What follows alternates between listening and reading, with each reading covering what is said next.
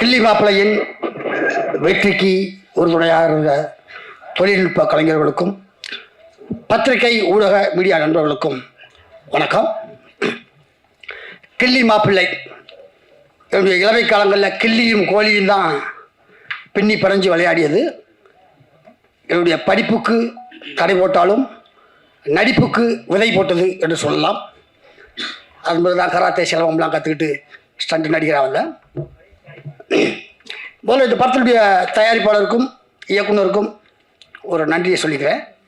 ஏன்னா நாங்கள் நடிக்கிற காலகட்டங்களில் 2010 அந்த காலகட்டங்களில் இவர் வடிவேலு குரூப்பு, இவர் விவேக் குரூப்பு அப்படின்னு சொல்லி பிரிப்பாங்க. ஒரு சில இடங்களில் நடந்திருக்கும்.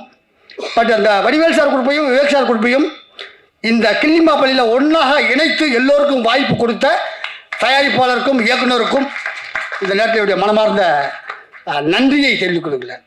ஏன்னா அப்படி ஒரு காலகட்டங்கள் இருந்தது, அதை உடைச்சாரு. இந்த கிள்ளி மாப்பிள்ளையில் எப்படி ராமர் பாலம் கட்டுவதற்கு அனுமான் ஒரு துணையாக இருந்தாரோ, அந்த அனுமானுக்கு நாங்கள் ஒரு துரும்பாக இந்த கிள்ளி மாப்பிள்ளையை தயாரித்திருக்கும் அனுமான் பிக்சர்ஸுக்கு நாங்கள் ஒரு துரும்பாக உள்ளே நுழைந்து இதன் பிறகு அவர் அடுத்தடுத்து தயாரிக்கும் படத்தில் ஒரு கரும்பாக இருக்க ஆசைப்படுகிறோம். அடுத்தடுத்து தயாரிக்கும் படத்திலே நாங்களும் இருப்போம் என்று சொன்னதற்கு தயாரிப்பாளருக்கு நன்றி. ஒரு சின்ன ஒரு சந்தோஷத்தை இந்த படத்தில் நடந்த விஷயத்தை ஒரே நிமிஷத்தில் நான் பகிர்ந்துக்கிறேன். ஏன்னா எல்லா படத்தை பற்றி சொன்னாங்க, நான் இதில் நடந்த சம்பவத்தை பற்றி பகிர்ந்துக்கிறேன். ஏன்னா நான் ஒரு 25 வருஷத்தில் ஒரு 250 படத்துக்கு மேலே நடிச்சிருப்பேன்.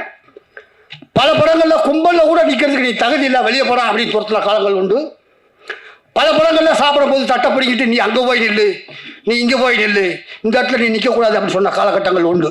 தட்டை பிடுங்கினது, இந்த தட்டு தான் இந்த படத்தில் ஒரு மேட்டராக வருது, சம்பவமாக வருது. தட்டை பிடுங்கின காலகட்டங்களில் ரொம்ப வருத்தப்பட்டிருப்பேன். பட் இந்த படத்தை பற்றி எனக்கு ஒரு 3-4 பேர் ஒரே நேரத்தில் பேசினாங்க. எங்களுக்கு இந்த படத்தில் உங்களுக்கு ஒரு வாய்ப்பு இருக்குன்னு 4 பேர்த்தையும் நான் ஒரே மாதிரி தான் சம்பளம் சொன்னேன். ஏன்னா மாற்றி மாற்றி பேசுகிற பழக்கம் என்கிட்ட இல்லை. 4 பேர்த்தையும் ஒரே மாதிரி தான் சம்பளம் சொன்னேன். நடிப்பதற்கு காரைக்குடி போனேன். ஒரு நாள் பிளான் பண்ணியிருந்தாங்க. நான் நடித்தேன். எப்போவுமே மேக்சிமம் முடிஞ்ச வரைக்கும் ஒரே டேக்கில் விரும்பக்கூடிய ஒரு மனிதன் நான்.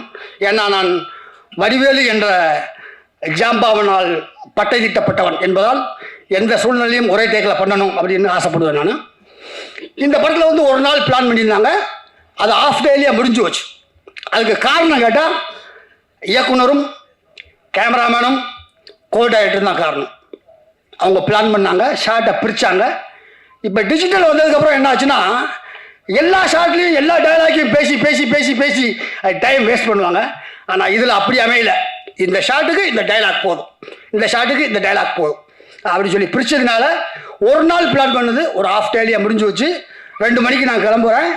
இதுங்க வெயிட் பண்ணுங்க நாங்கள் இல்லை சார், நீங்கள் பணத்தை பேமெண்ட் அன்றைக்கி ஜிபேயில் அனுப்பிச்சிருங்க, நான் ஆஃபீஸ் போய் லாட்ஜுக்கு போகிறேன்னு சொன்னேன். வெயிட் பண்ணுங்கன்னு சொன்னாங்க. எதுக்காக வெயிட் பண்ண சொல்கிறாங்கன்னு ஒரு சந்தேகமாக இருந்தது. ஒரு 1/2 அன் ஹவர் கழித்து ஒரு தாம்பாள தட்டு வந்தது. தாம்பாள நிறையா பழங்கள் வந்தது. அந்த பழத்து மேலே நான் நடிப்பதற்காக பேசப்பட்ட பணம் வந்தது. ஒரு தாம்பாள தட்டில் ஆப்பிள், ஆரஞ்சு, மாதுளம் பழமெல்லாம் வச்சு எப்படி நீலாம் இந்த இடத்துல சாப்பிடக்கூடாதுன்னு தட்டை பிடுங்கினாங்களோ, அதே முத்துக்காலைக்கு இந்த படத்தில் நடித்ததுக்காக அதே தாம்பாள தட்டில் ஆப்பிள், ஆரஞ்சு, மாதுளம்பழம் வச்சு நான் நடித்ததுக்காக பணத்தையே வச்சு எனக்கு கொடுக்கும்போது அவ்வளோ சந்தோஷமாக இருந்தது. ஜெயிச்சிட்டா முத்துக்கால, 25 வருஷம் நீ எதுக்கு தான் நான் போராடின. எங்கள் ஆல்கஹால் அனானிமஸில் ஒரு வார்த்தை சொல்லுவாங்க, இறைவா எங்களுக்கு மாற்ற முடியாததை ஏற்றுக்கொள்ளும் மனப்பக்குவம் மாற்ற முடியாது. எனக்கு அந்த நேரத்தை தட்டை பிடுங்கினாங்க. அதை நான் யார்ட்டையும் சொல்ல முடியாது. அவமானப்பட்டு வெக்கப்பட்டு வெளியே தான் போனேன்.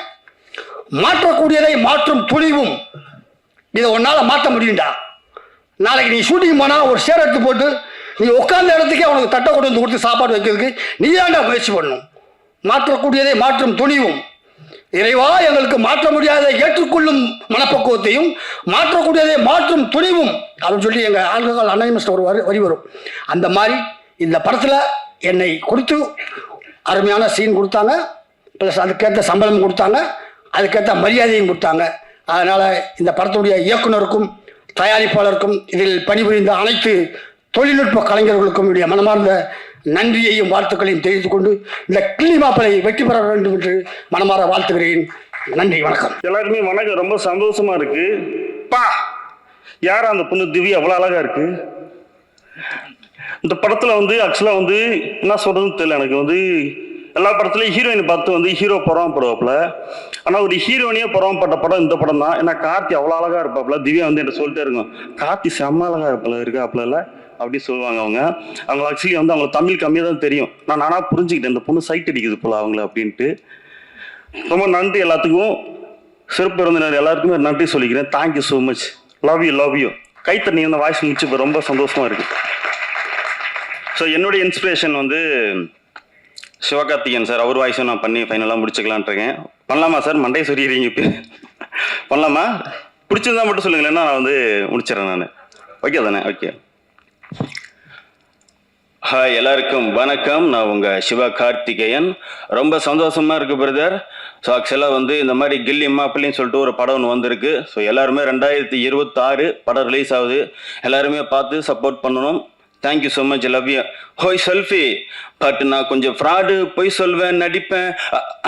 நீ டக்குன்னு ஓகே சொல்ல வேண்டியதில்லை, கொஞ்சம் டைம் எடுத்துக்கோ. அழகா இருக்கிற பொண்ணுங்களா டக்குன்னு ஓகே சொல்லிட்டா பசங்களை விழுந்துடுவாங்க. வரட்டா?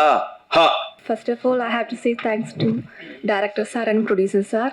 என்னை இந்த மூவியில் சூஸ் பண்ணதுக்கு அவருக்கு ரொம்ப நன்றி. அண்ட் ஷஹாவுதீன் சேட்டா த்ரூ அவுட் தி மூவி என்னை ஹெல்ப் பண்ணிட்டு, அதனால அவருக்கும் நன்றி. பின்ன டேரக்டர் சாரோட ஒய்ஃபு, அவருக்கு என் அம்மா மாதிரி இருந்துச்சு. ஃபுல் டைமும் சீனில் என் கூட தான் இருந்துச்சு, அதனால நன்றி.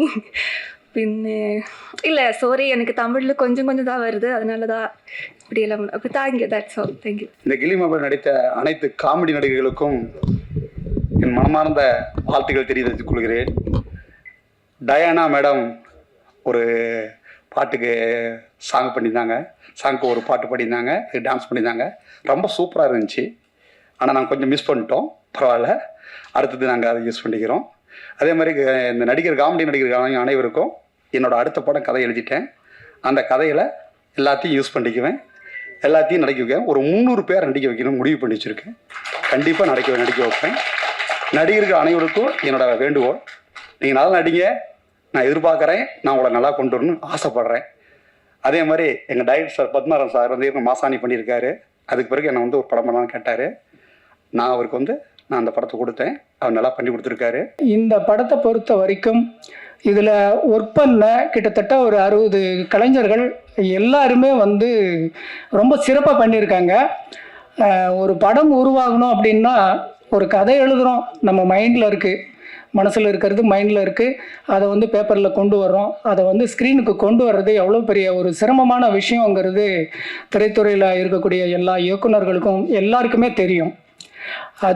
இதில் என்னுடைய தனிப்பட்ட ஒரு விஷயம் அப்படிங்கிறத தாண்டி ஒரு 100 பேருனுடைய உழைப்பு தான் இந்த படத்தினுடைய முழு வடிவம். நான் அவங்களுக்கு எல்லாருக்குமே நான் வந்து நன்றி சொல்லிக்கிறேன். இந்த படத்தில் பேராசிரியர் ஞானசம்பந்தன் சார் அவர்கள் வந்து ஒரு அப்பா கேரக்டர் பண்ணியிருக்காரு, ரொம்ப அழகாக பண்ணியிருக்காரு. விஜய்சேகர் அம்மா பண்ணியிருக்காங்க.